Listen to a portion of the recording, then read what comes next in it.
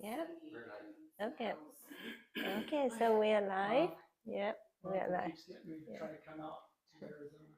Yeah. And I'm like, no, I'll wait till like October. Because it's a different kind of hot. Yeah. And it's 112. Yeah. And it catch it real fast. And I'm like, no, I'm gonna wait. I'll let you test the waters with the smaller vehicle pulling a camper and all that, and see what you go through first. All right. So I think we are live now. Good morning, everybody. Yeah, good morning, and good morning to everybody online if there's anybody watching there. So it's a beautiful morning, and I'm glad to see everybody here today. Welcome back, Lucretia. Yeah, and welcome Amy and Rachel, the first timer here. So I hope you will enjoy today's session. Now, I chose today's topic to be stress and chronic illnesses. And I think we talked about stress in the past, maybe once or twice, but I think there is a need to revisit the topic again because it's been on my mind, on my heart a lot. Especially in the last 2 or 3 weeks, I have several of my new patients come in, and all of them have such stressful life. Some of them go way back to childhood, and I said, oh my God, this is why you are so sick today. And no one had taught them about the importance of eliminating stress in their life. So I just, for the show of hand, who in here doesn't have stress? And yes, yeah, even kids. So just to share with Amy, Lucretia, and Rachel, in July, Josh Mara and I were invited to come to Brownsburg Library and share the meditation technique with kids. Okay, and these kids were 11 and 12 years old, and they voluntarily signed up for that session, which is amazing. But as I went through the group and I asked them why they signed up for the session, there was one 12-year-old girl looking so sad at the beginning. When she walked in there, she didn't smile, she didn't look at people, and just looking down all the time. And then when I asked her, why did you choose to come into this group today? And she said, well, my life has been stressful and I want to find a way to help me to deal with my stress. And I thought, oh my God, she's only 12 years old. She should have a beautiful, happy life every day, laughing, jumping up and down. But why do children nowadays have stress? And at least 2 of my new patients over the last 2 weeks shared with me their childhood were horrible. I mean, a lot of abuse and so on. So if we don't teach children how to ease your stress, and maybe their parents don't even know how to, adults don't even know how to. And me personally, I didn't know how to until last year. Seriously, I know I exercise. Yes, it helped me in that moment. But then day-to-day life stress, I didn't have a proper technique. And, so learning how to meditate had helped me a lot. But through my own practice, I do see the change in my life. And, my patients who have come in and learn with me also have seen the changes in their lives too. But we have more than 4,000 clinical studies on mindfulness meditation as how it helps the body mentally and physically in all aspects of health. Okay, so we have solid body evidence to show how it helps and why it works. Okay, so we can use simple tools. And I will, before last year when I went in to learn mindfulness meditation with the proper breathing technique, I didn't know that simple tool was my breath. That is the simple tool. And that is what science showed changed the health.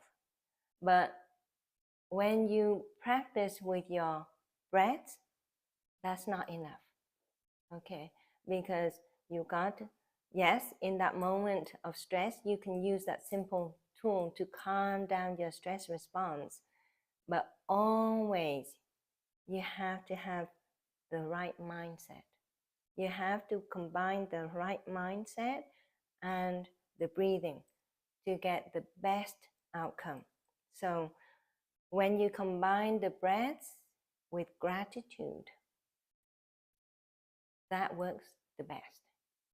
So that has been shown by research too. Gratitude and breath work. So how do we do about how do we use our breath as the tool, and how does it help? If you understand why and how, then you're more likely to do it. People who don't understand, they say, "Oh, it doesn't work."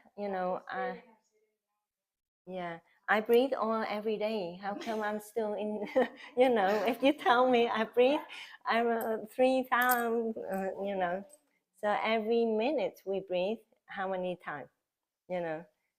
At the minimum 8, right? Some people breathe 20-something times in a minute. But if you don't understand how the breath help you, you won't do it. Some of my patients said, I do meditate, and I said, how do you meditate?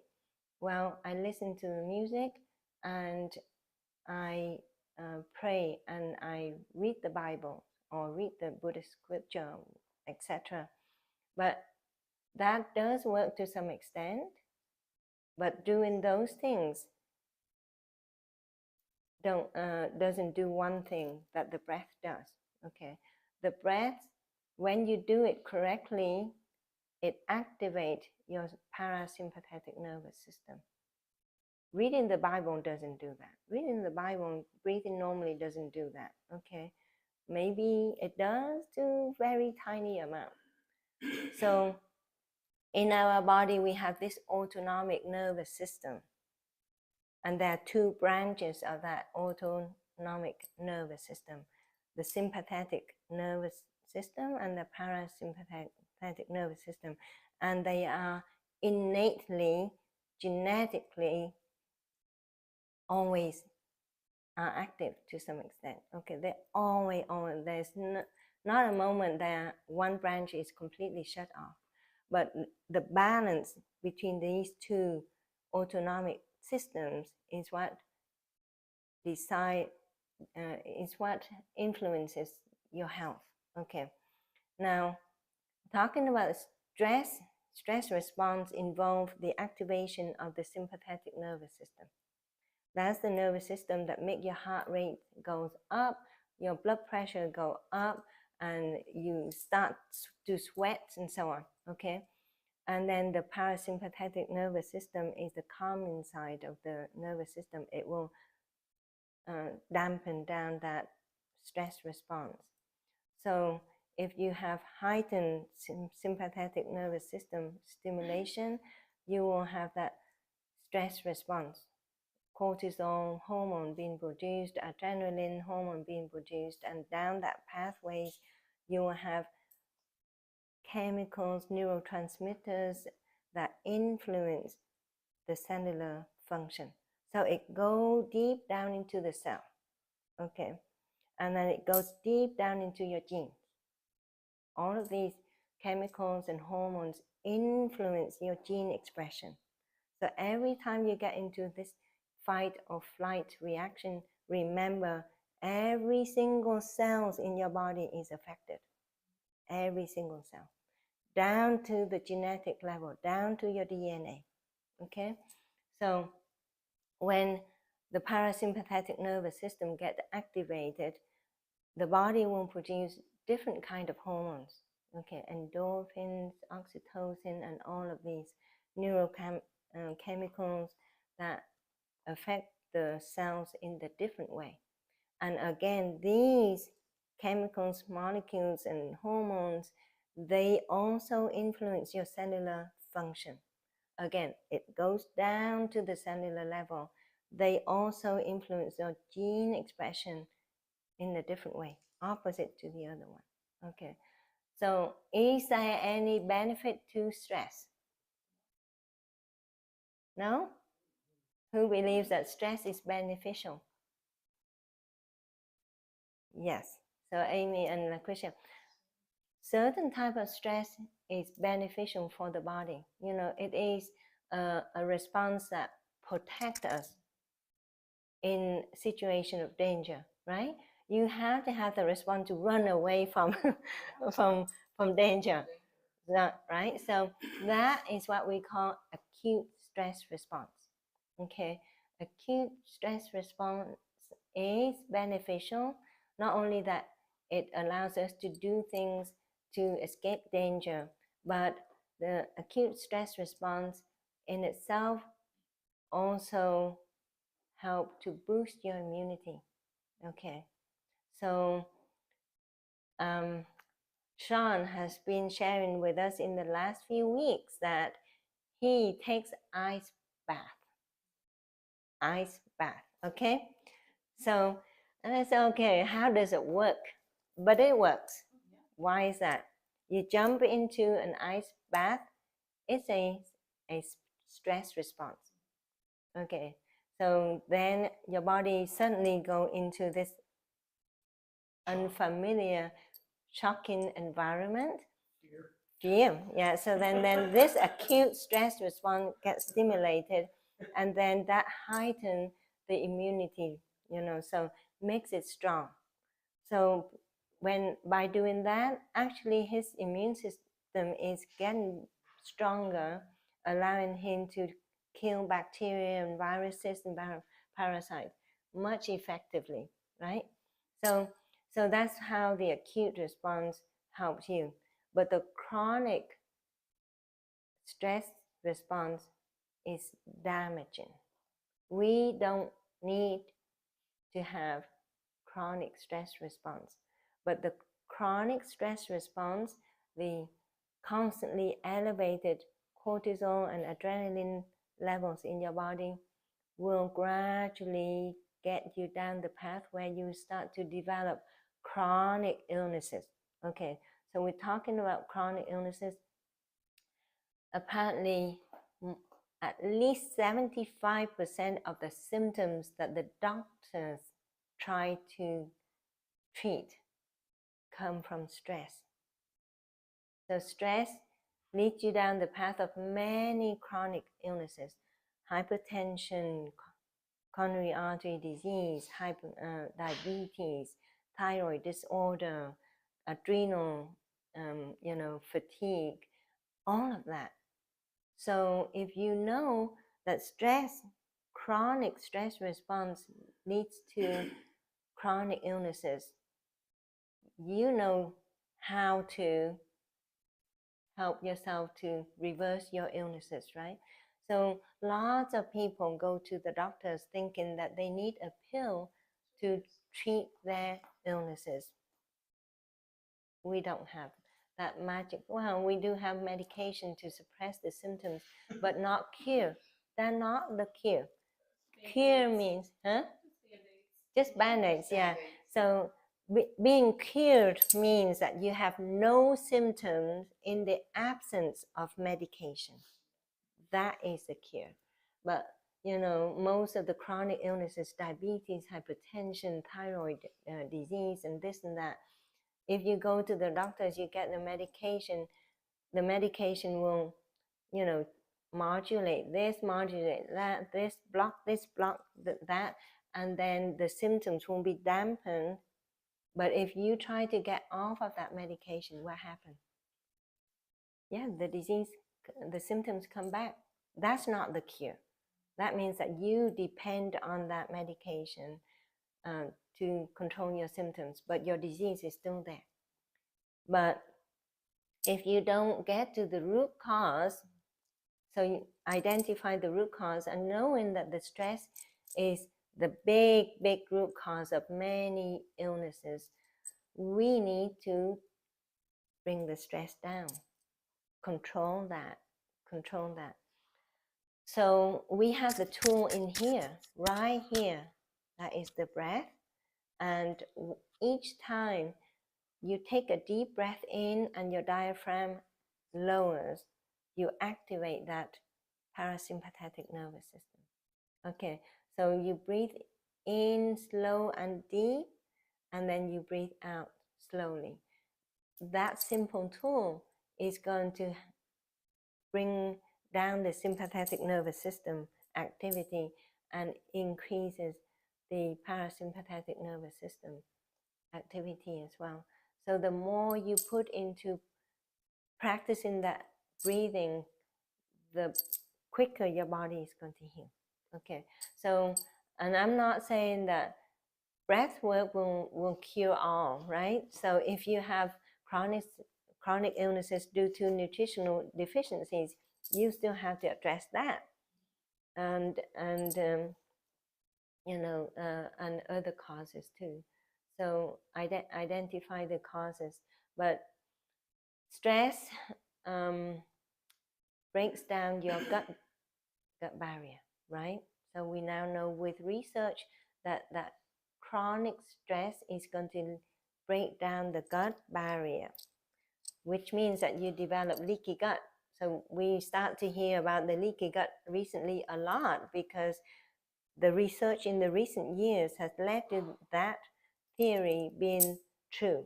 It starts with a theory and then it goes to having the research to prove for that. So if you check the gut health of the people with chronic stress over years, you want to see leaky gut.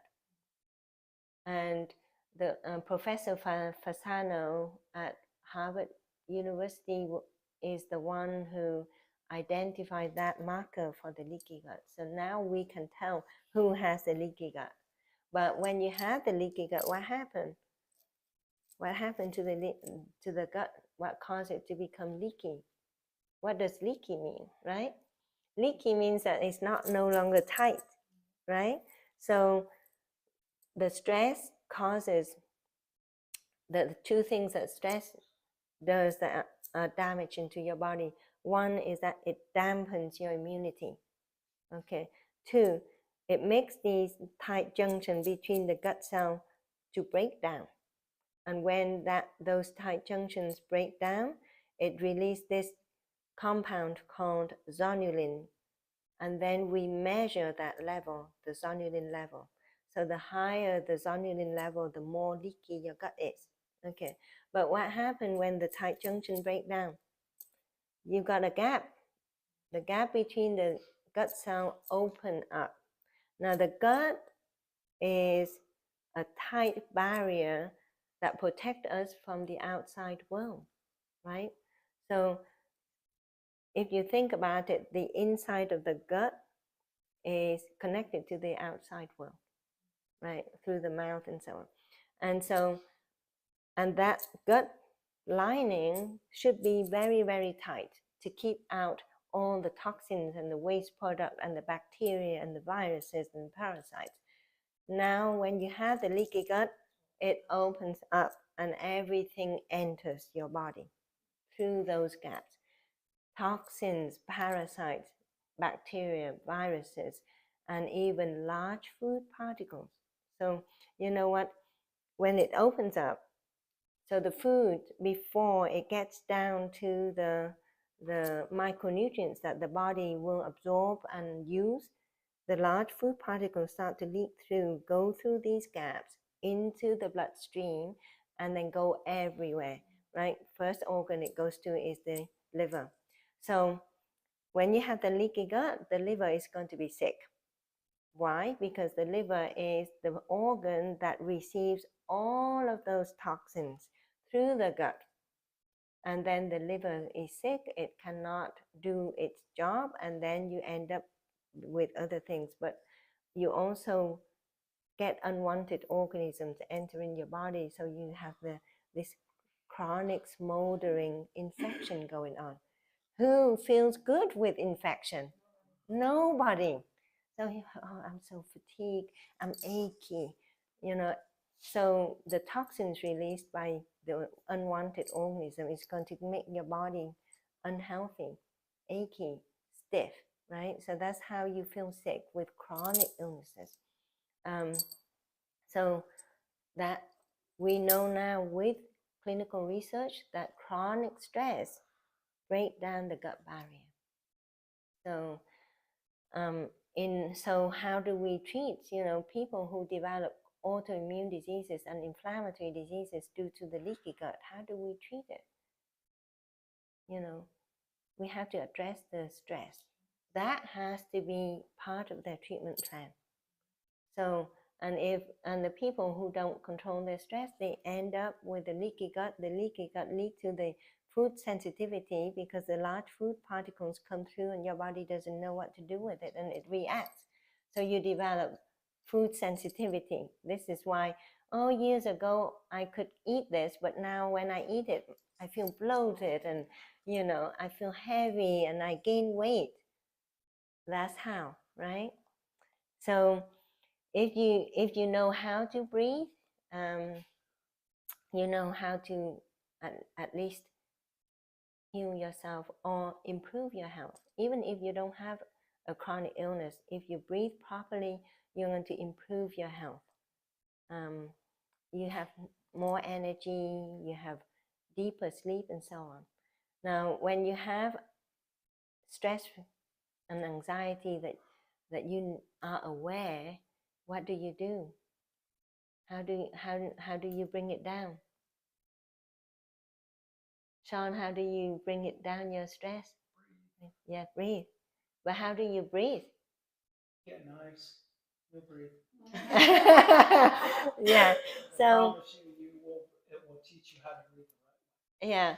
So always breathe through your nose. Breathe through your nose. Cold. Yeah. Yeah. But if you observe a kid or a baby who cry, they cry because they're unhappy, they're stressed, right? They cry. What happened at the end after they cry? Yeah. They do that. Yeah. But that technique has been studied at Harvard and Stanford. Professor Andrew Huberman did that research. And Professor Jack Feldman. So that, like, 2 short in breath and long out breath, just like a baby and the kid, after they cry, they relax, they do that. Right? So that if you remember that, next time you are anxious, you just do like a baby. 2 short in breath and long out breath. So yeah, longer exhalation helps you to de-stress. Longer inhalation, so if your inhalation is longer than exhalation, then your body will get into that fight or flight mode. So remember that. So next time, if you are aware that you are stressed, just do 2 quick deep breath in and slow breathe in out. All right. So I have a few of my patients in the last week telling me that they cannot meditate. And I said, why? Why can't you learn? Why don't you want to learn? And they said, so I'm a Christian. I cannot meditate. So I said, no, this is not a religious practice. It has been proven in clinical study to be a medical tool. So yeah, so if if you feel like you can help someone by deep breathing meditation and they give you that answer, just tell them, it's not a religious study anymore. It's not a religious practice. It is a medical tool. It's a medical tool. And now that I'm in functional medicine, all the professors and the lecturers say that mindfulness, deep breathing meditation has to be part of the treatment plan, the treatment protocol. Yeah. Okay. I agree with that. Yeah. 200%. All right. So let's start our practice today, and I'll lead you into a we. Oh, it drops. Oh no. Oh, this one. Okay. So maybe we can start with we change the routine a bit. Let's do some walking meditation. So so so here we teach mindfulness meditation with the breath, but we also teach you the concept that we can do this meditation in any position, because most people have a misconception that we have to do meditation sitting down in the quiet room, but it's not like that. We should be able to do mindfulness meditation in any position, because mindfulness meditation is a practice of bringing awareness and attention to the present moment with no judgment. So it's a non-judgmental practice. You don't have any judgment to how you do it or what you are thinking.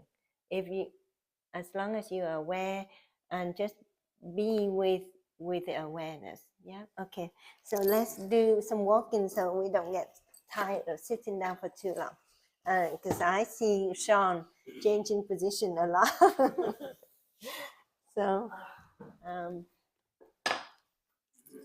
okay. So I can use the bell, or I can just guide you to do this. So just feel comfortable. And when we do walking meditation, we bring the awareness to our breaths as well as our step. And then first for Amy and Rachel, your mind probably will wander. Okay, so how do you bring that wandering mind, the monkey mind, back into focus? We use the breath as the tool. So just, any time that your mind wanders, bring your mind back into focus and just follow your breath. Breathing in, you are aware that you're breathing in, and then breathing out, you are aware that you're breathing out. That's all you need to know. Be aware of your breath. And then once you are so good at it, then you can bring awareness to other things. So let's do that as you walk. So you take one step up. It doesn't matter whether it's the right or the left, your choice. But as you bring one step up, you breathe in, and then you bring the other step up, you breathe out. And you breathe in deep, and then you breathe out slow. Okay? So I ring the bell and we'll start the practice. Okay? Deep breathing in. Yeah. And then breathing out. Step up with the other one. And breathing in and breathing out. Breathing in and breathing out. Breathing in, breathing out. Breathing in, breathing out. Breathing in, breathing out. Breathing in, breathing out. Breathing in, breathing out. Breathing in, I am aware that I'm breathing in. Breathing out, I am aware that I'm breathing out. Breathing in, I'm breathing in with a calm mind. Breathing out, I am aware that I am calm. Breathing in and breathing out. Listen to the bell. Breathing in and breathing out. Breathing in, breathing out. Breathing in, breathing out. Breathing in, I know I'm breathing in. Breathing out, I know I'm breathing out. Breathing in, I am aware of my breath. Breathing out, I am aware of my breathing out. Breathing in, breathing out. Now you practice breathing in and out. Each time you hear the bell, you step up.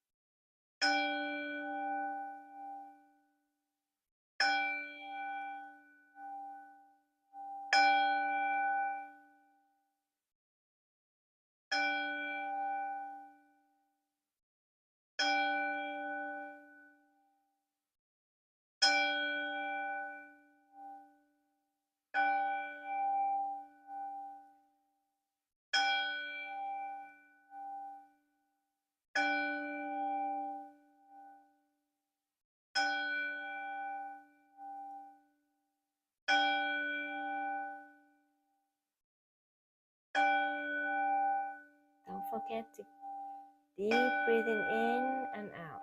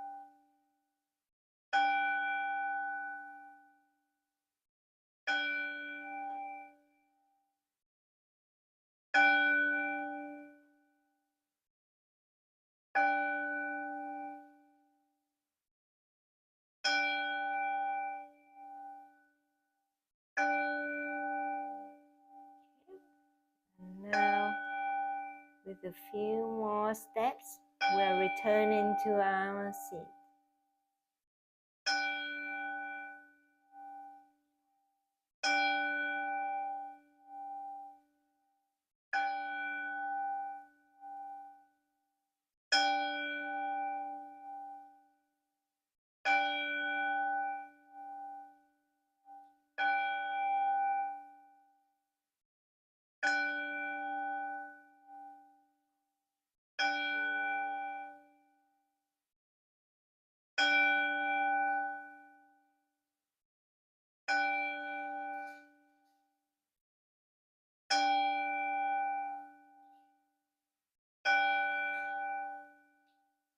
Okay.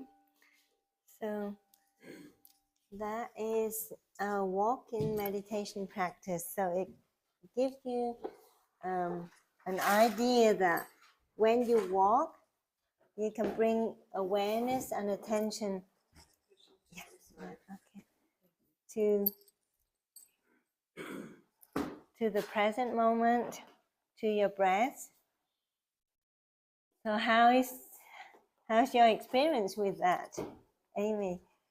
Yeah, yes. So a little bit lightheaded. Yeah. How about Rachel? Yeah. Your mind wandered. So don't worry. That's fine. Let it wander. As long as you are aware that your mind is wandered, that's the first step. Bringing the awareness to the wandering mind. So we're going to do some sitting meditation now, and again, we can do this with our eyes closed or open. Some people prefer to open their eyes and focus something, but most people do it with a closed eye. So just assume a position that you feel comfortable. So you can sit on the floor at home. If you prefer to sit on the bed, that's okay too. And if you want to sit on the chair popped up, that's okay too. So it doesn't have to be cross-legged position. So just be comfortable with your body and relax. Just slightly close your eyes and look down if you want to, or just completely close your eyes if you want to. And then start to take deep breath in and slowly breathing out.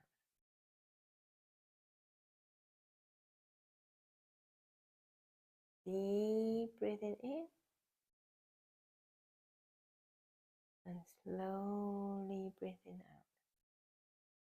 So bring the awareness to your breath. As you breathe in, feel the air through your nose down to your lungs. And as you breathe out, follow your breath as it comes out of your nose. Deep breathing in and slowly breathing out. Now bring attention to your facial muscle.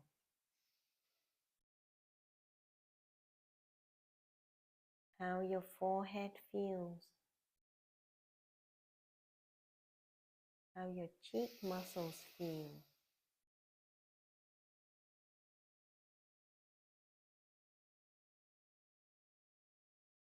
When you smile.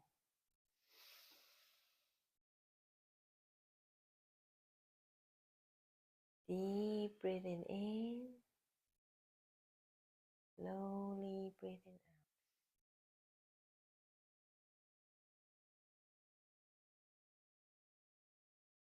Breathing in, I know I'm breathing in.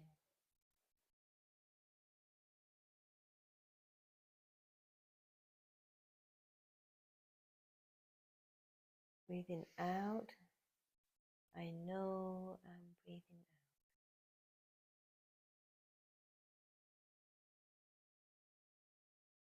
Now bring your awareness to your neck and shoulders.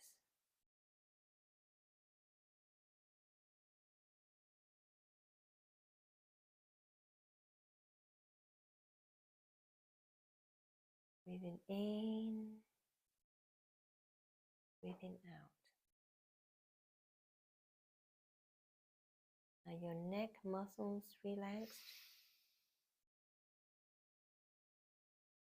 Your shoulders and upper back relaxed.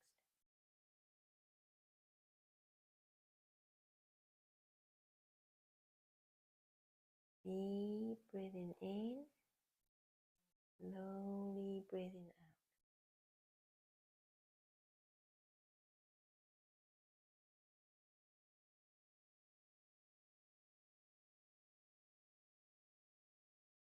Follow your breath.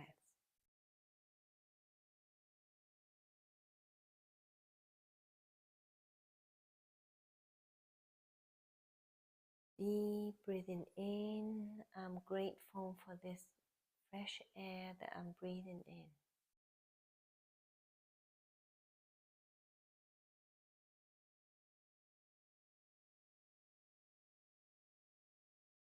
Slowly breathing out. Grateful for the sunshine that we have today.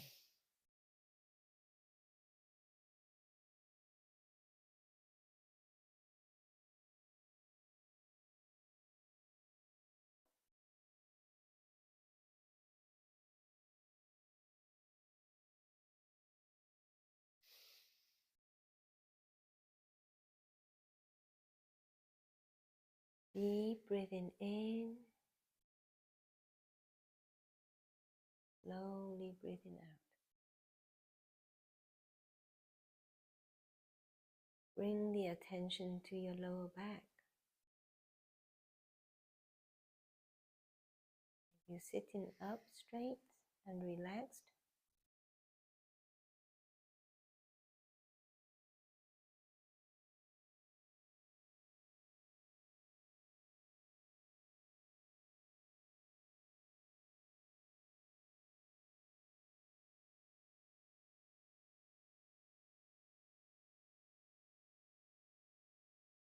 Deep breathing in, slowly breathing out.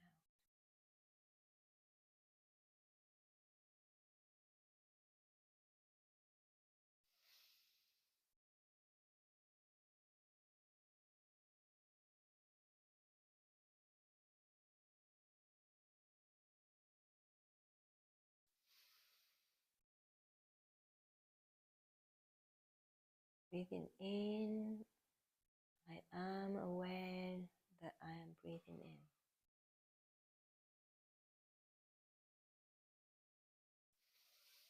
Breathing out, I am aware that I am breathing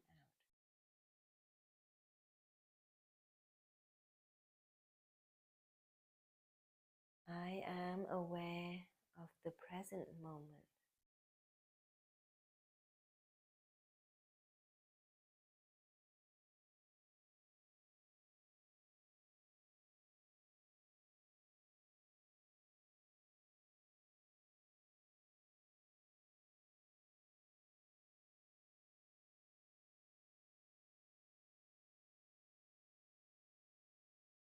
Deep breathing in, I am aware of my senses.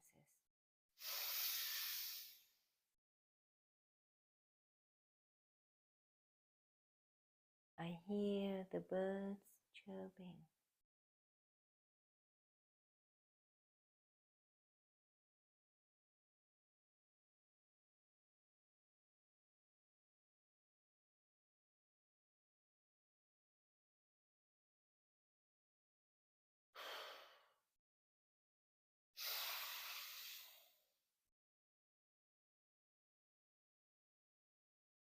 Deep breathing in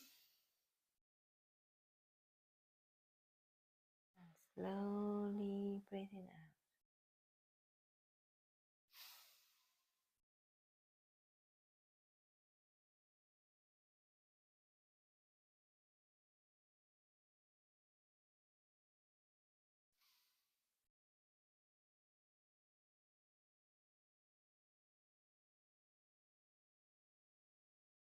In this moment, I am returning back to myself.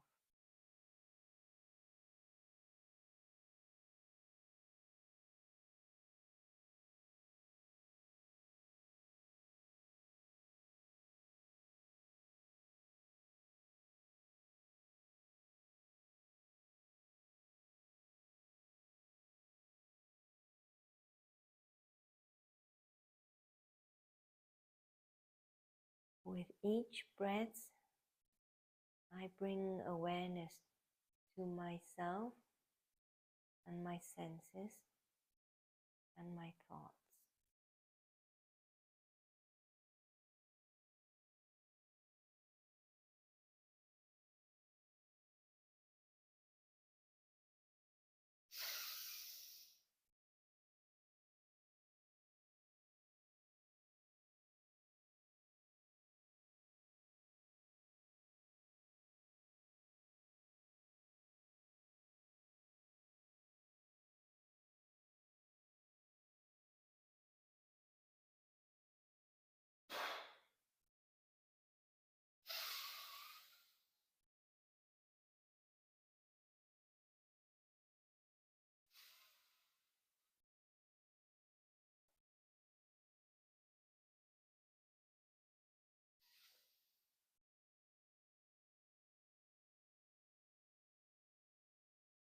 Deep breathing in and slowly breathing out.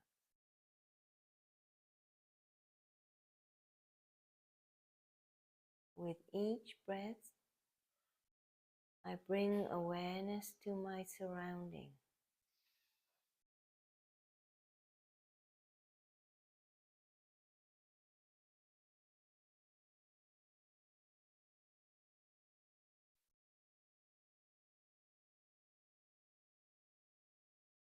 I am grateful for this peaceful moment with my friends.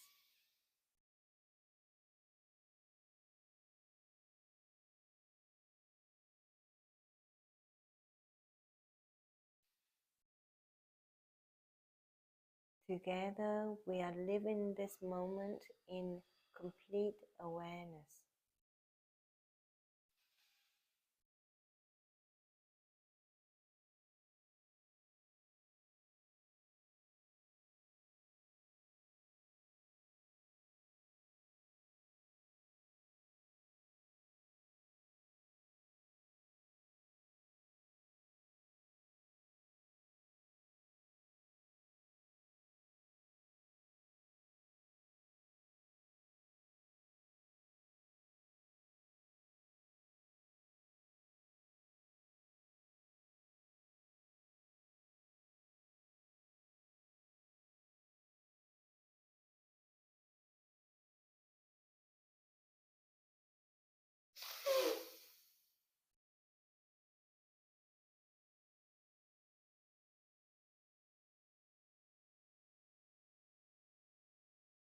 Deep breathing in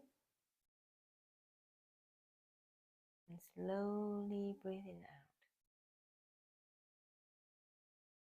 With each breath, I am aware of my internal self and external environment.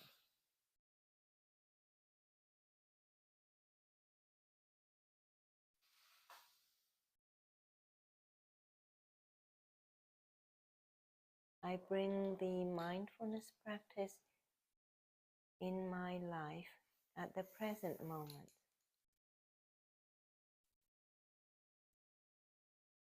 With no judgment.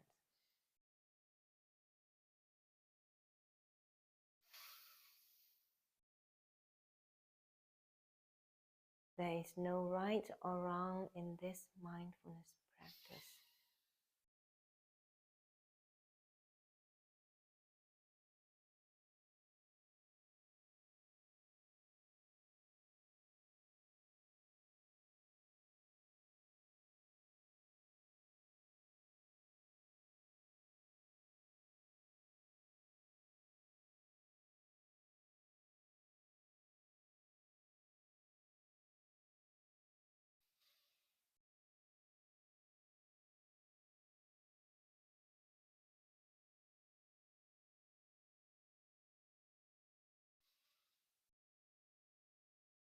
Deep breathing in.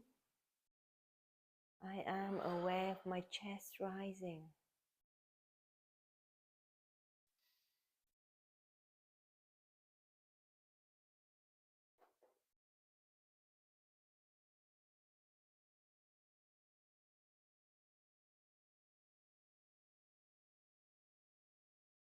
slowly breathing out, I am aware of my chest going down.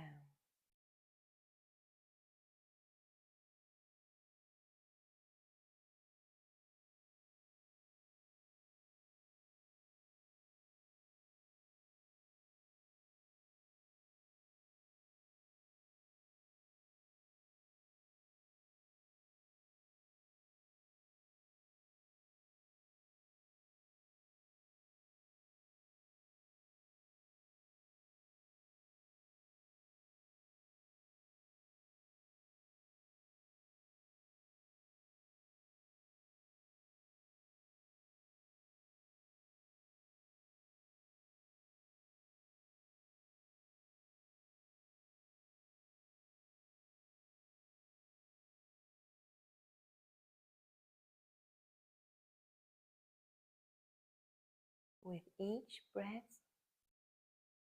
I feel peace.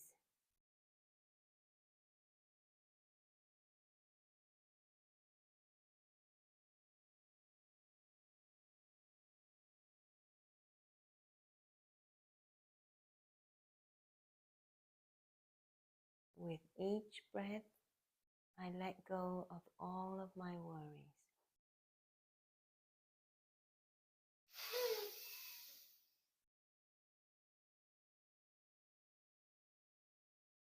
I am living in this peaceful present moment.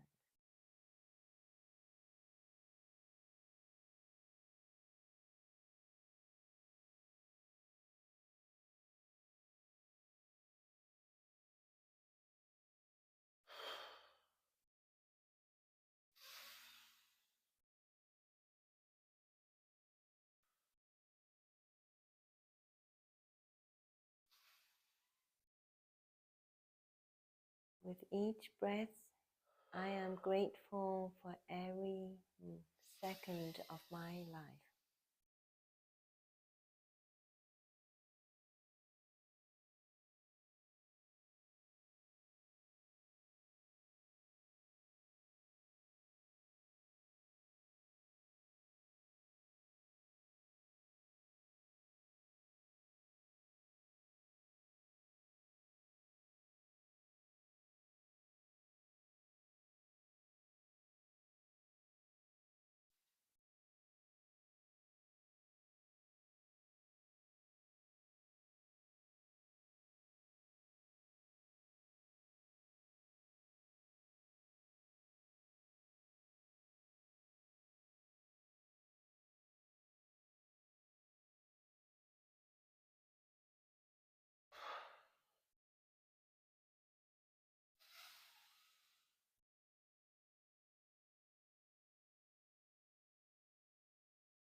With few more deep breaths in and out,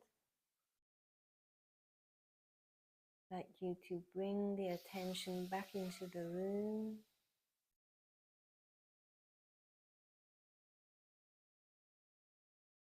And slowly open your eyes.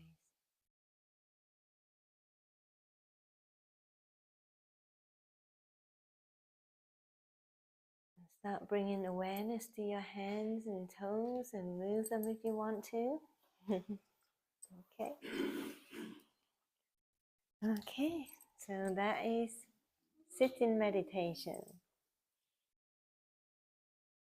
And we can do a few yoga movements to stretch out, and then we can try maybe 10 minutes or so of laying down meditation, right? Yeah. Hour laying down meditation. That's pretty good. Glad you mentioned that. Okay, so yeah. So why don't we do a few yoga stretches? So like, you can do cat-cow for your back because we have not been able to do much with our back yet. So you can sit like this with your hands on your knees, and you can just like breathe in, you move forward like this, and breathing out, you curl your back like this. Okay, yeah. And breathing in, flare out your shoulders. Your hands to slide. And breathing out.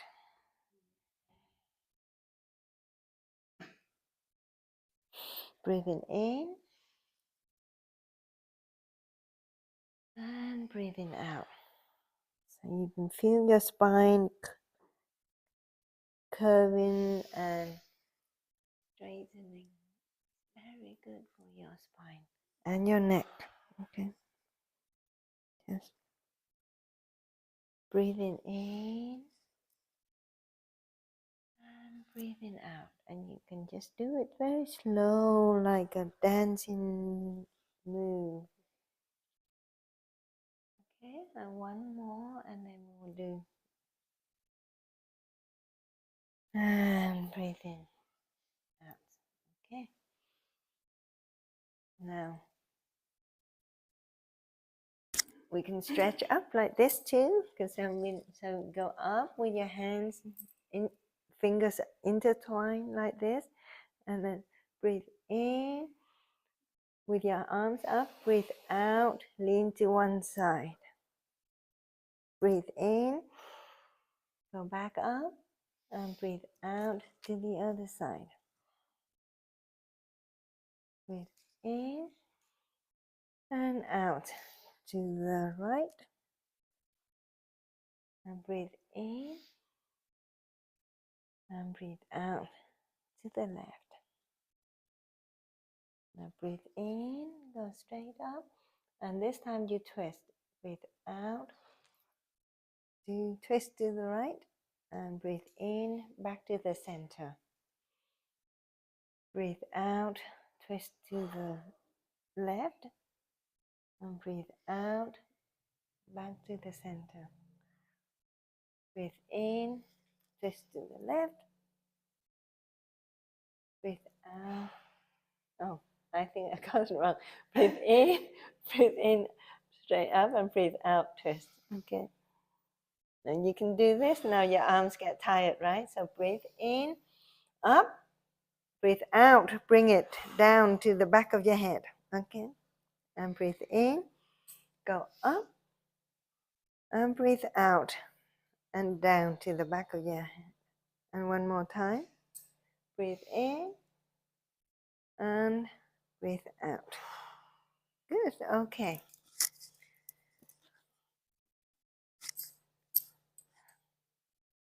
We can do this too. You can stretch the shoulders forward like this. You do eagle arm like this. Twist, yeah, like that. And then, yeah, yeah. And then breathe in, go up. And breathe out and bend down. So you can bend down between your legs. Breathe in. And breathe out. Oh. Yeah. Breathe in. There you go. Yeah. And breathe out. Yeah. Yeah. Yeah. Yeah. And then you can change side, right? The other arm underneath. Yeah. And gradually, yeah, that's good too. So breathe in, up, and breathe out. But do you see the upper back stretching? Yeah. I'm sorry. And breathe out. Breathe in. And breathe out. Do you feel the stretch across your upper back when you do this? Yes. So, people say, I don't have time to practice, but these are very effective practice movement exercise. Sitting down. Yeah. Okay, let's do a quick 10 minutes of laying down meditation. So if you want to get a mat, yeah, the yoga mat over there. If you want to lay on the yoga mat, I can just lay on the floor.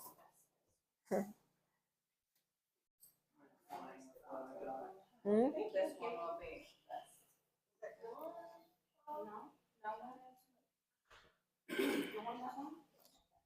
I'm going to lay down like that.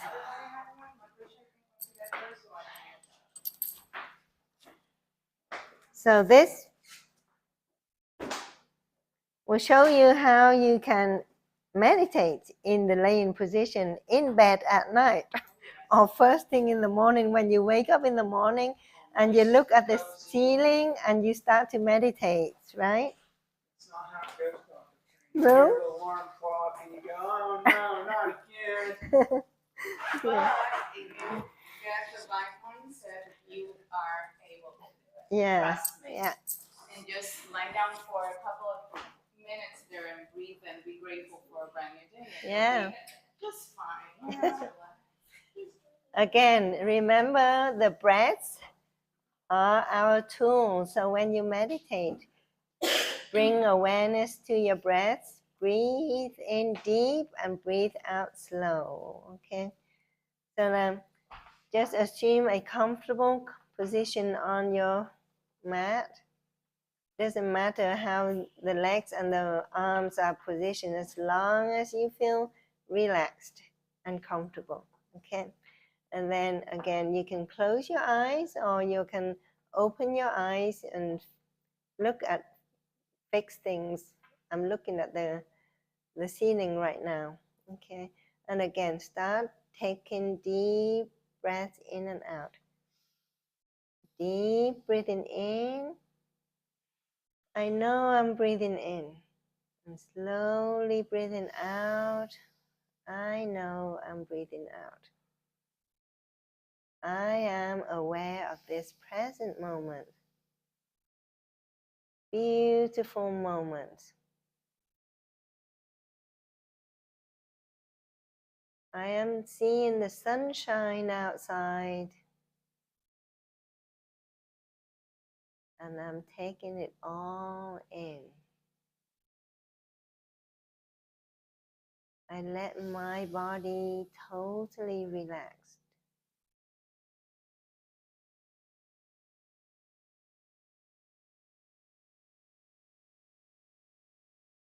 Deep breathing in and slowly breathing out.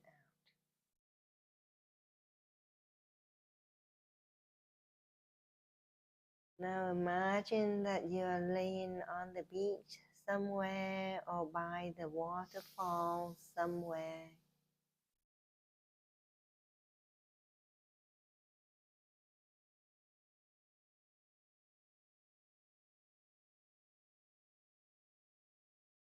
I like to imagine myself laying on the beach.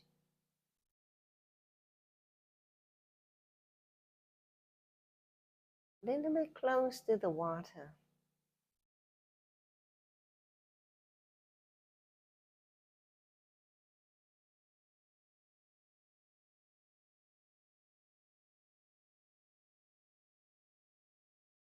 Deep breathing in and out.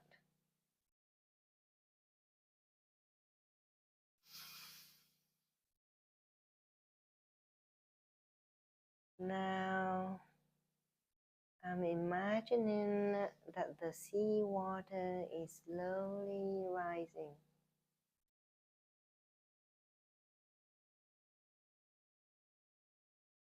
This cool, cool sea water is now touching my toes.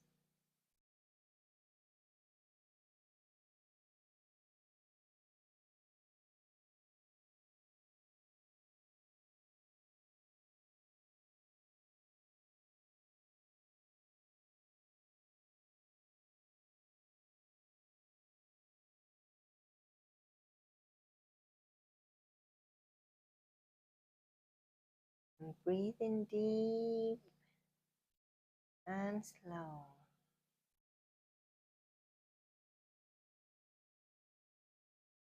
This water is now reaching my ankles and slowly seeping up to my calves.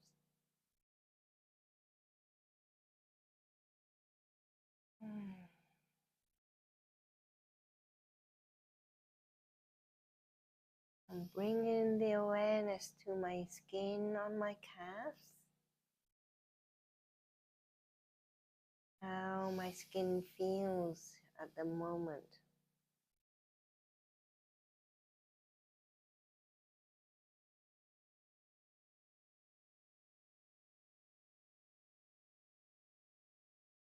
Deep breathing in.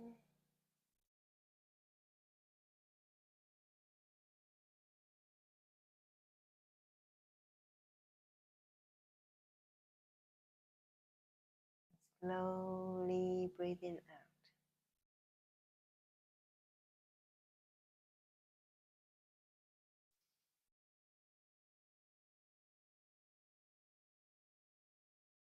Now I'm bringing attention to my knees. The water is now up to my knees.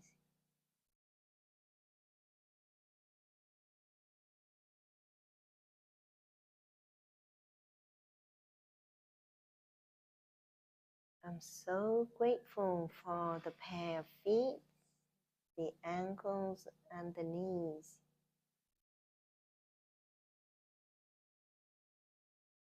All of my body parts that allow me to move.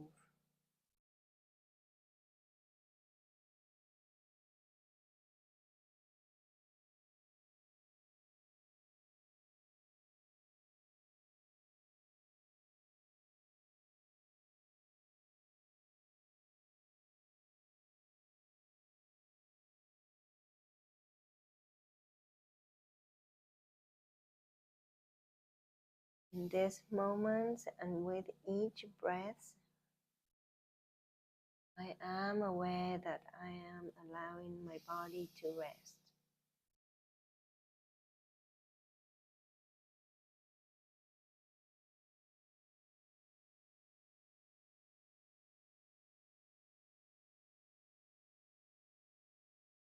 I am grateful for all of the body parts that are constantly working to keep me healthy.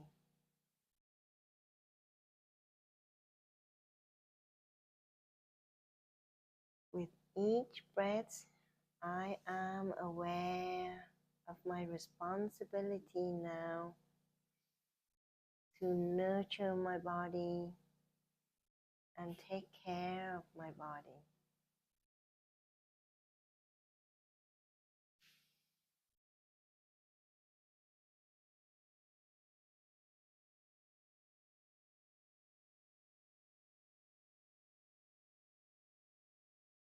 With each breath, I'm taking in all the oxygen that I can take to feed this body of mine.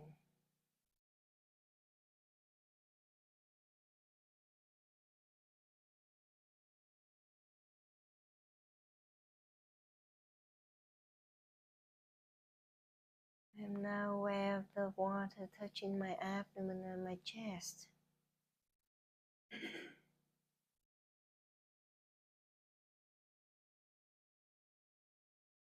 I'm so grateful for all of the internal organs that keep me alive.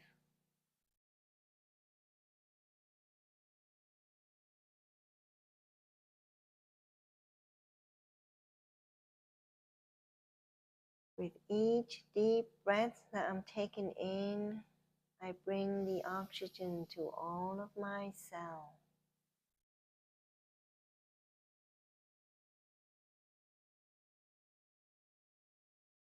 And with each slow breath, I am detoxing my body.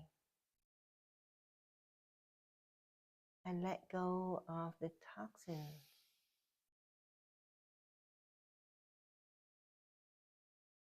And allow my organs to be healthy.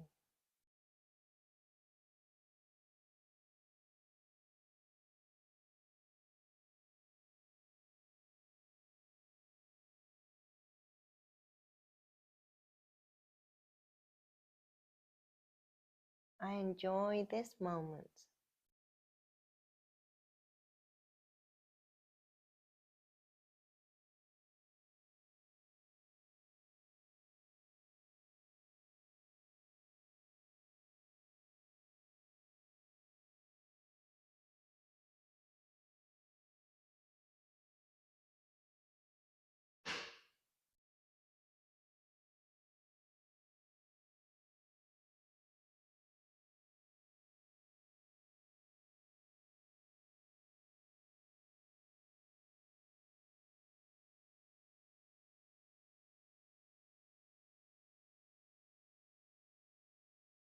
Deep breathing in.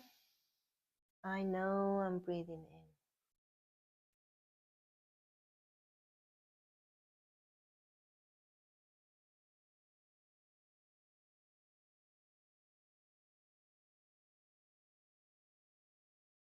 Breathing out.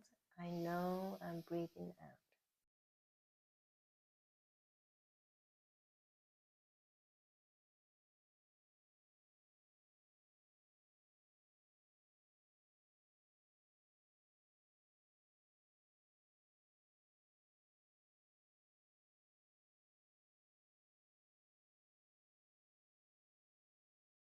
With each breath, I am bringing awareness to my thoughts and my mind.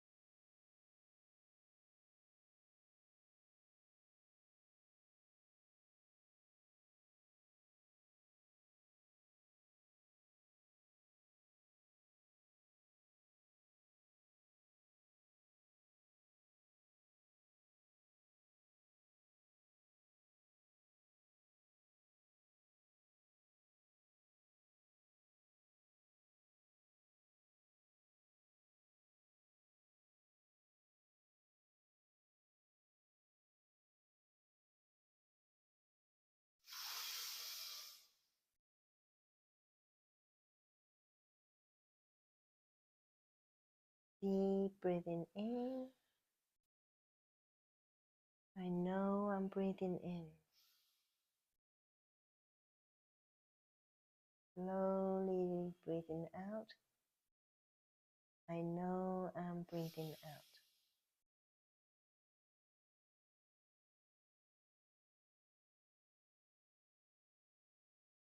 In this peaceful present moment, I am returning to myself.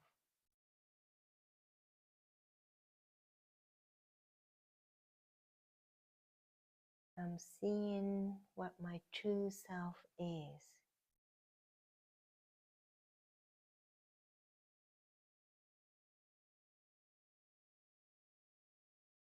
I'm clearing the path for the love that is within me to grow.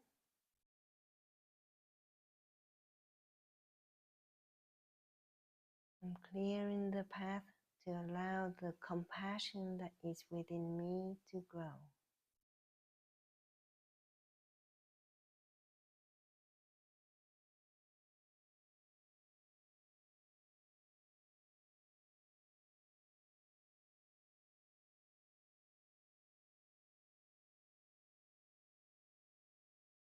And I am grateful for every moment of it.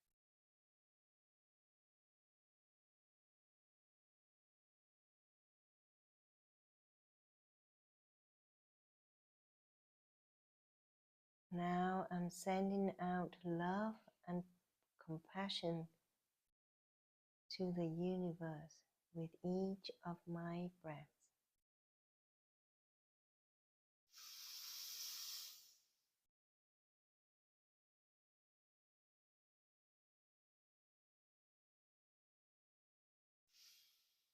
With my awareness, I know that I am sending out love and compassion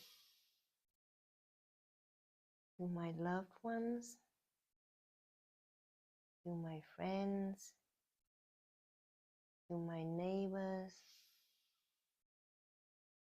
even to the people I don't know.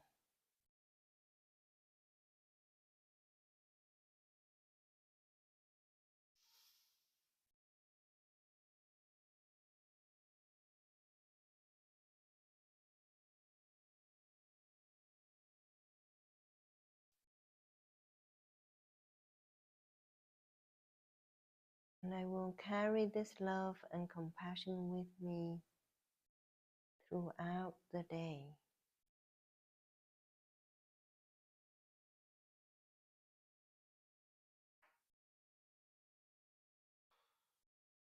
Okay. Now, with a few more deep breaths, we'll bring our awareness back into our body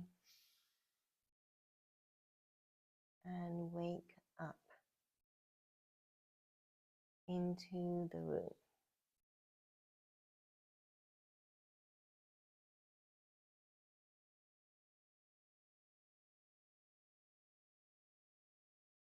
Okay, and just bring your awareness to your fingers and toes, and you can start moving your arms and legs if you want to. And stretch if you want to. Can you bend your knees and swing your legs from side to side? Wake up that spine.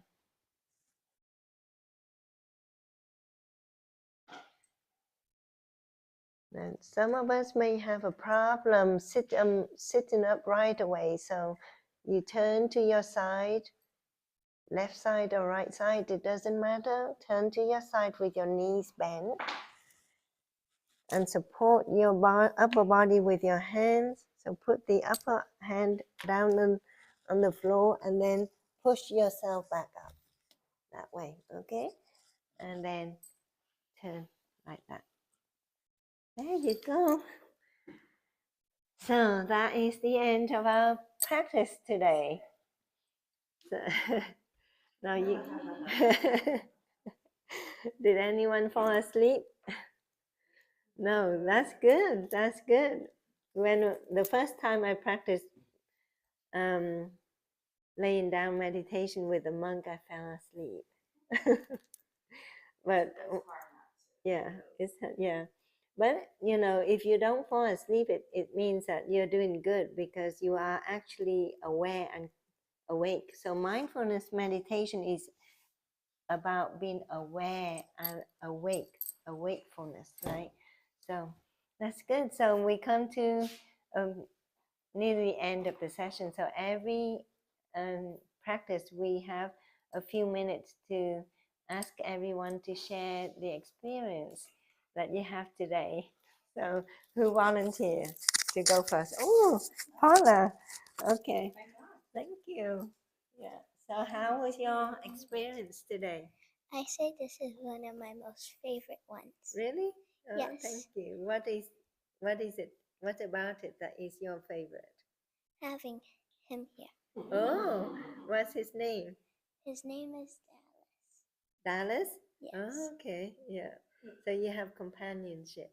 Yes. That helps you to meditate. Mhm. That's good. Yeah. So that that is the point of us being here.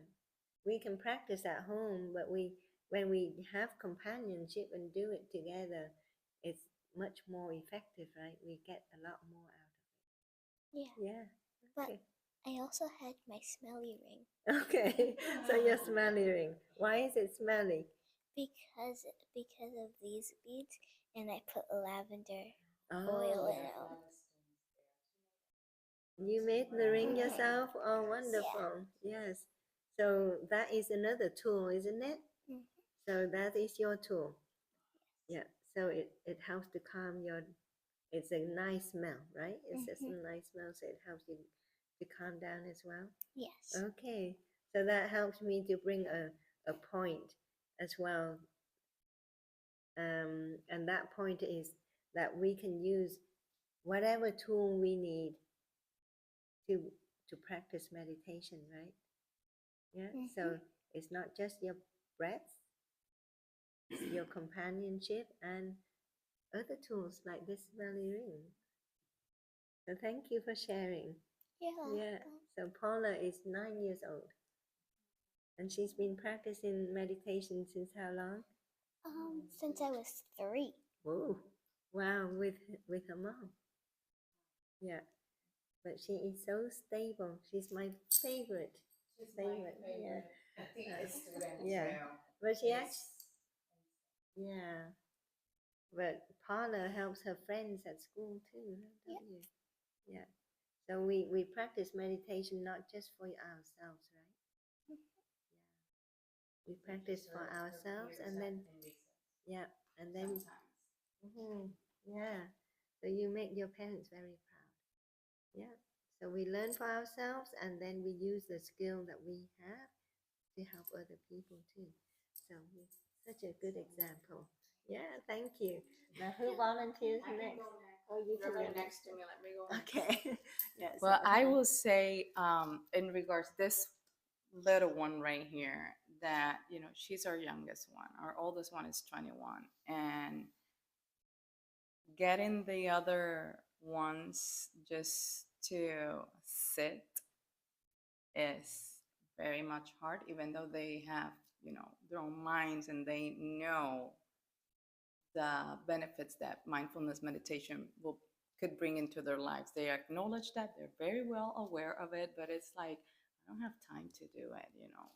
I don't have, and I love when she comes in the conversations without being invited sometimes and say, but that's something that you can do everywhere. You don't need to even sit down and give the whole overview of the practice, and all you can see are the faces of, because they know she's right. But today's practice was great for me, and you touched base on the leaky gut, and I've been like we talked a while ago. I remember we talked at some point, and she said, "Jusmara, I think you have leaky gut," and I was like, I'm pretty sure that probably that's what's going on with me. And I know my results came back. Yeah. So when you Yeah, were so this talking was about the Zenolin and all that stuff, I was like, yeah, I'm there with that right now, there, and always learning how to add more tools to my own personal tool bag for me to be able to cope with the chronic pain that having lupus and other autoimmune disease brings into the daily life. And I love when people look at me and say, but you look so healthy, you don't look sick. And I'm like, it's not this, it's what's inside. And cultivating the practice of mindfulness daily had helped me so much to manage those days when flares comes up, and the pain is like not that tolerant, and all that stuff. It helps so much, to the point that I remember when I told Dr. Tran last year, something, we started meditating with the monk, and I stopped using my antidepressants, and I haven't used them anymore, and I did not feel the withdrawal or anything, because I was diving deep into mindfulness meditation and practicing daily and all that.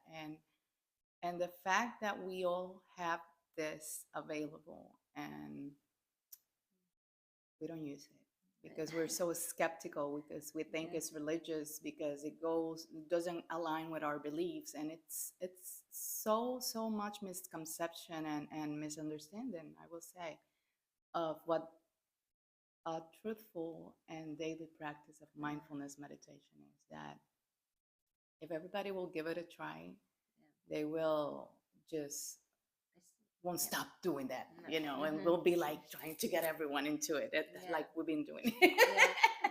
Because we have seen the changes and the benefits, and so you mentioned about the antidepressant. May I ask, how long were you on the antidepressant? I was for 2 years, a bit more than 2 years.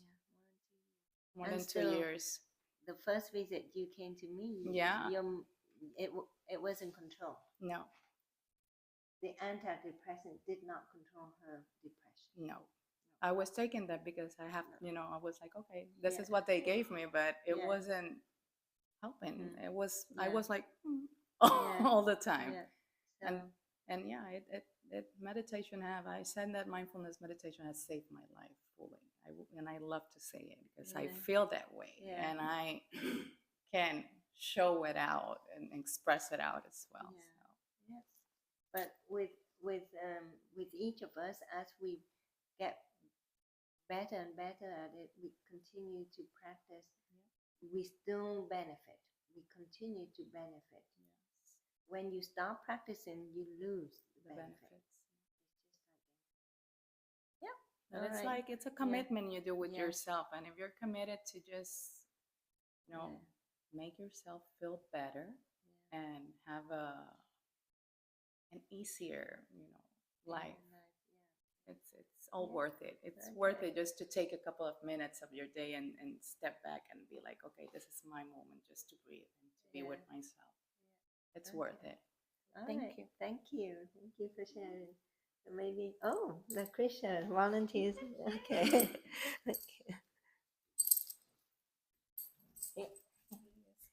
Hello. Fine. So what happened for me today? One, when we were doing the walking meditation, I mean, I started out, doing it with one step, breathing in, one step breathing out, but I had to find what worked for my body. Right. And I adjusted a couple of times, and then towards the end, it was a step breathing in, 3 steps breathing out, which calmed my nervous system even more and had me even more focused.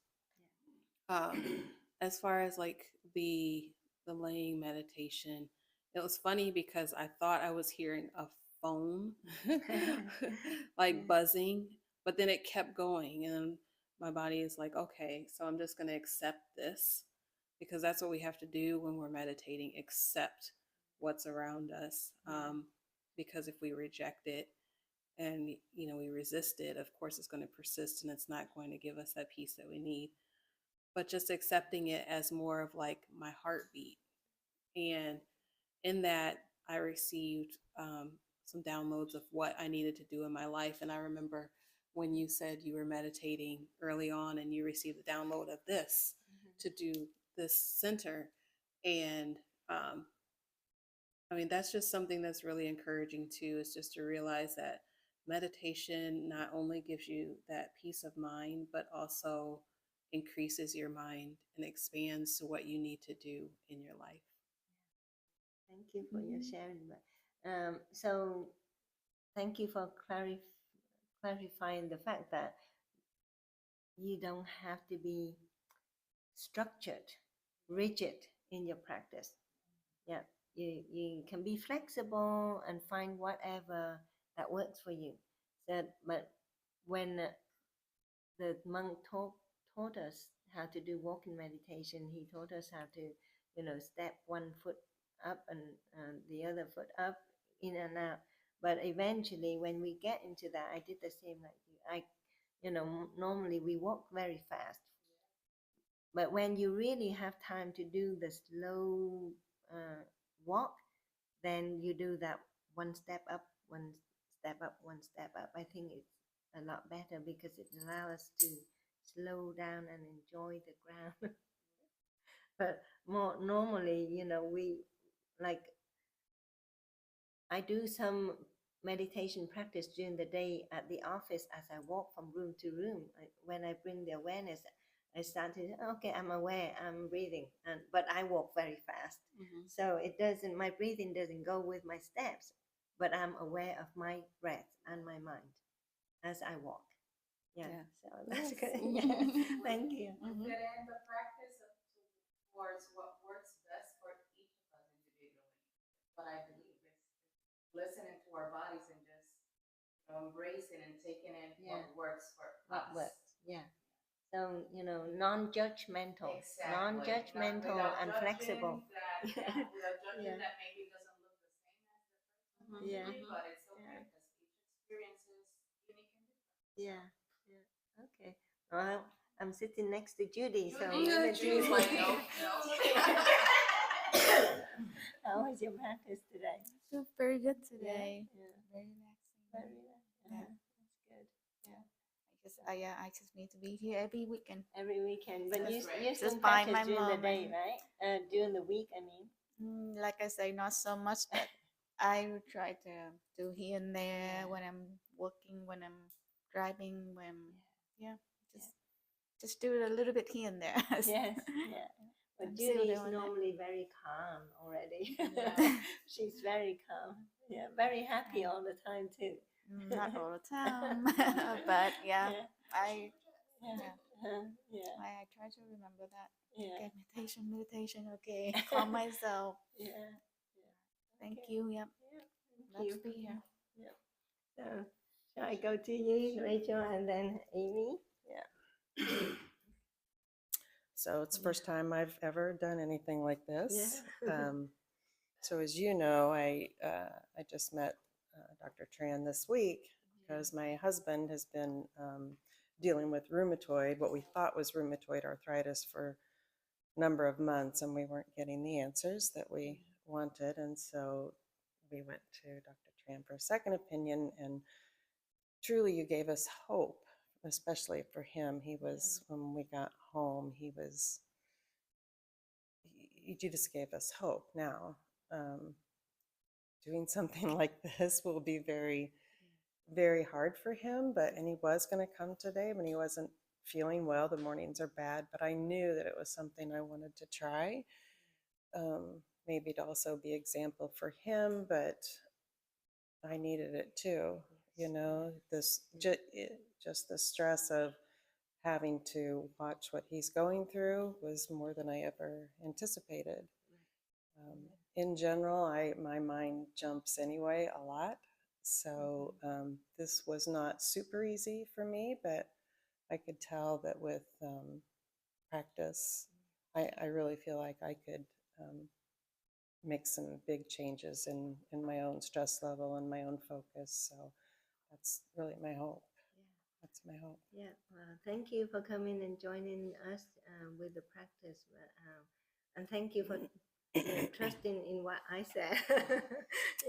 I'll recommend, because a lot of people don't. Well, I recommend meditation to every of my patients, but you touched the point that is very important, and that is how the spouses are affected by the other spouse who is sick.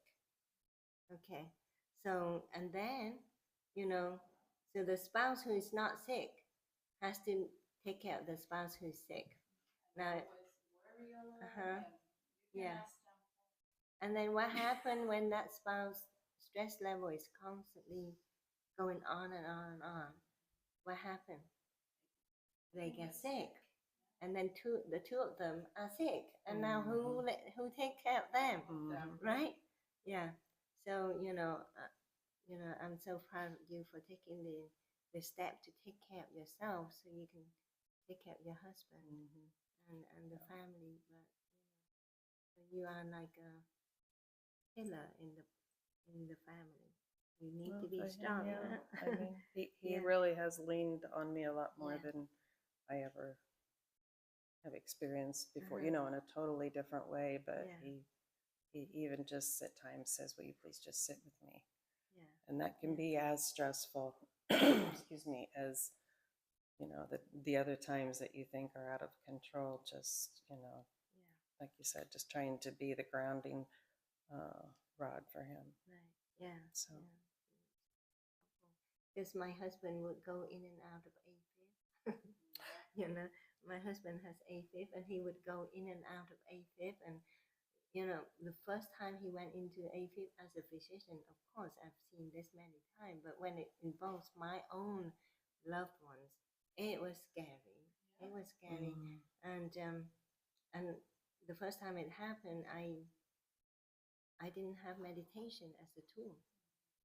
So, I jumped right into the stress response, and let's go to the ER. Right. And then I sat up all night, worrying about him and all of that. But now, I'm calm whenever it happens. I say, okay, I will just talk to him slowly and do this, that deep breath, and this. So it helps. Yeah, it helps him too when I'm not stressed out. Yeah. Yeah, thank you. So we'll look forward to a year from now and see a change in you. Yeah, and Douglas too. See him here too. Yeah. We can always bring one of the chairs and he can meditate sitting down. It's like, yes. Yeah. Yeah.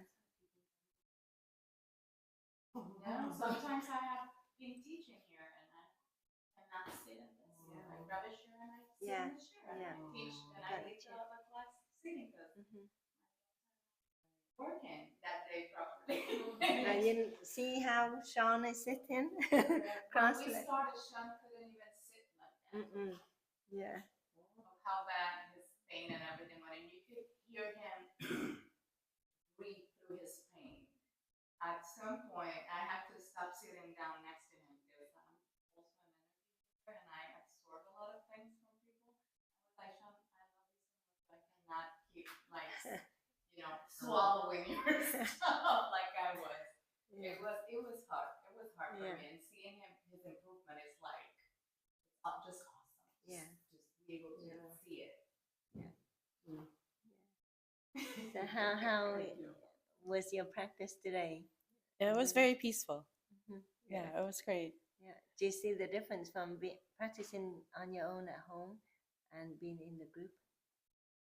Definitely. I like the chime for sure, and then the walking. And I've done.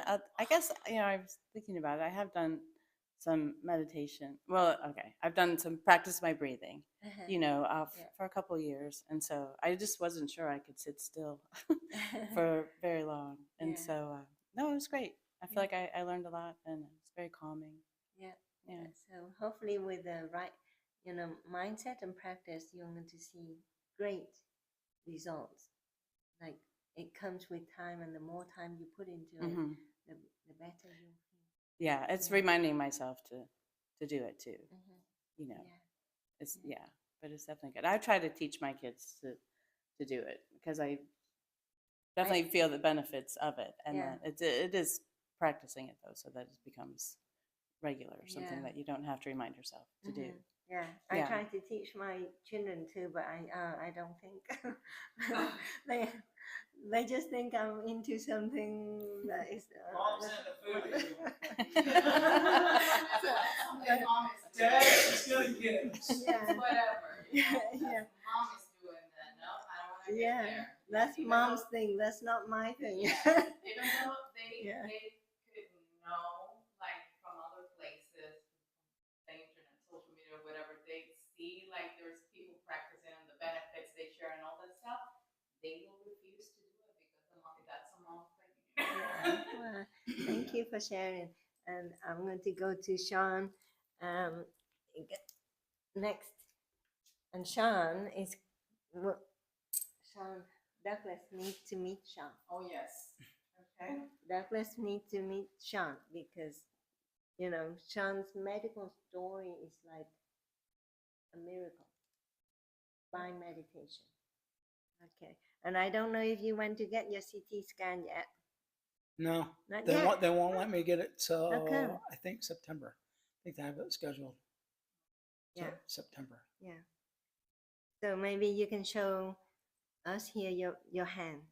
Yeah, put out your hands, please. You see Sean's hands now? When he first came to see me, every single joint was swollen and tender. Every single one of them. He would hurt from here, down from neck, down to the tailbone. I would touch everywhere he would hurt. Okay. And you could see him hurting when he will walk in here and all that stuff. Yeah, and how much oxycodone were you taking back that day? This was last year. 4. For a day, right? Yeah. 4 times a day. Oxycodone for pain. And with that, did it control your pain? Yeah. It did? Yeah. So you needed it, I'll say right? that, but yeah, I needed it. You needed it. Without it, you would be non-functional, right? Yeah, I wouldn't have been Was able to in function. a lot of pain. Lots of pain. I could barely, when it first started, I could barely walk with it. Mm-hmm. I mean, where I was at the point where I had to hold on to stuff. Yeah. Or I'd instantly go down. And Sean has mixed, if you don't mind me sharing, he has mixed connective tissue disease. The features of different autoimmune diseases all in one. And his face was always red. Red, yeah. His face was always red. The chest was always red. We talked about lupus rash, facial rash. It was bad. And how many medications did you try? with me. Just not just with you, but like I'm not gonna lie, I've got a dozen doctors, at least 6 I know of. Yeah. You know, um, and shoot, you can spend thousands of dollars trying to find an answer. Yeah. And But I tried. it was in a $5 bag of ice. Yeah. Anyway, I so, spent a lot of money trying to figure this stuff out. but at the time you started to take the lesson on meditation, what physical condition were you in? I was still limping at the time. It was I still had a limping. lump. Yeah. From the SI joint dysfunction and spondylitis.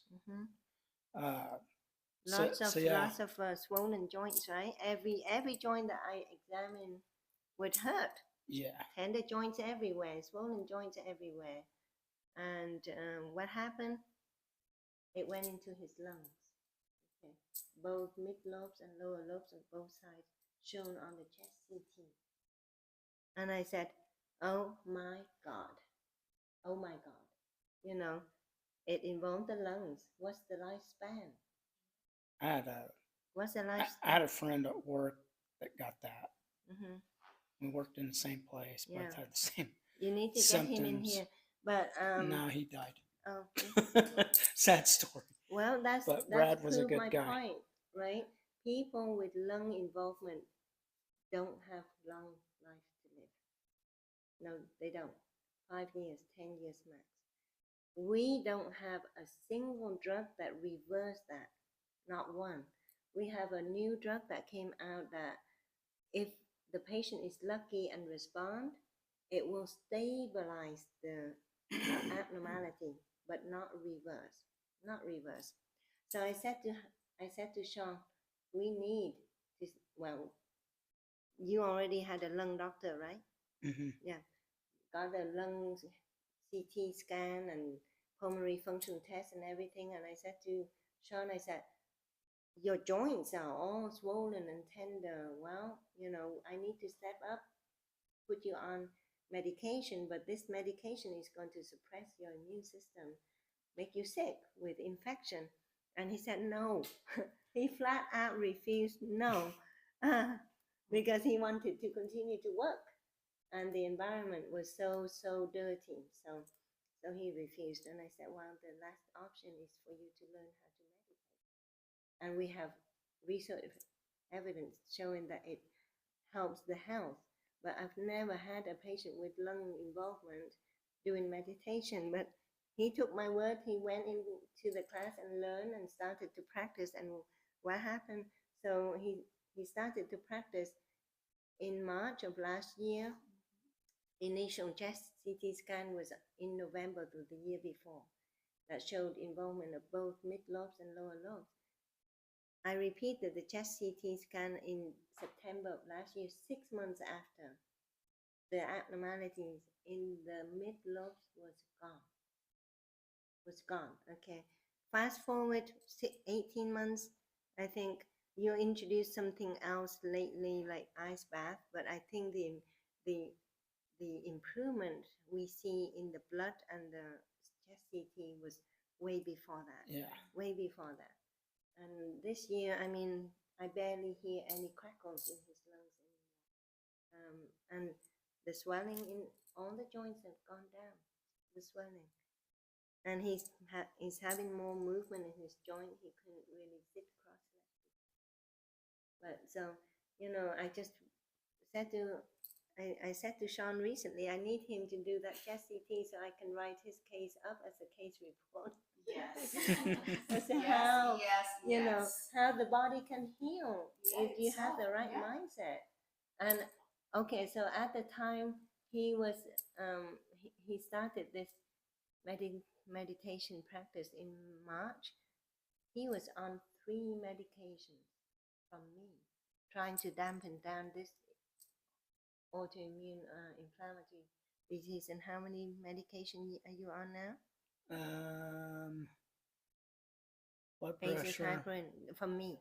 Yeah. From me, just one, just right? from you. Yeah. Just the one. 2. Two? Isotropin and D3. And that's Vitamin. vitamin D we don't count. I mean, the medication for the autoimmunity, he's that back down to one. Okay. And you're hiking. Yeah. You're hiking. Yeah, he's doing a lot. You of couldn't things. even walk 2 blocks before with a limp. Yep. March of last year, he's hiking with his dog. So I want to take him retirement. everywhere to tell his story, so people. I'm tired from doing all the give it. work. Like I need a break. I said, but but you enjoy doing all of this, right? I say this like with a good heart that maybe trying to get off of it sooner was maybe because I didn't want to put in all the hard work I was going to have to put into it, because now it's a daily process for me to function. Get up, get ready, go get ice. Go to my cousin's house. Yeah. We load up the bathtub with a bunch of ice and frozen bottles. And then we do like a 30-40 minute meditation of Wim Hof. And then when you get in the water, you're still doing the breaths. Yes. Yeah. For as long as you can take. Yeah, some people do. That was me at the beginning. I was in so much pain all the time, and Yeah, so now I'm in the thick of it to where I have to. You get them oxycodone. Yeah. And he's not taking oxycodone anymore. So now I'm like in the thick of it. It's like, okay, if I don't do it, it's just going to get worse. So now it's, ice bath and then directly into yoga. And then after yoga, I go to the gym and do whatever I want. And then you throw in fasting on top of it. I've been fasting for almost a month and a half for that 24-hour fast. You throw that on top, then you're fighting. First couple of weeks, you're fighting hunger, and then trying to get used to it, and then it finally goes away. But it's working pretty fast. I went from like first drop was like from 220, 230 to 190, and this drop was 190. I'm in the 160s. But now Sean is very calm. But if you watch previous episodes, you would see him cry. Yeah. Stress. A lot of stress in his life. Yes. But anyway, I think I'm going over time here. So. I'm pretty emotional on top of it anyway. Yeah. Thank you so much for sharing. And well, thank you all for coming today and practice with together. It's still beautiful outside, and please go out there and enjoy the beautiful day. And I wish you all a very good, peaceful weekend. And bye-bye to everybody online too, and wishing you all a very peaceful weekend. Namaste.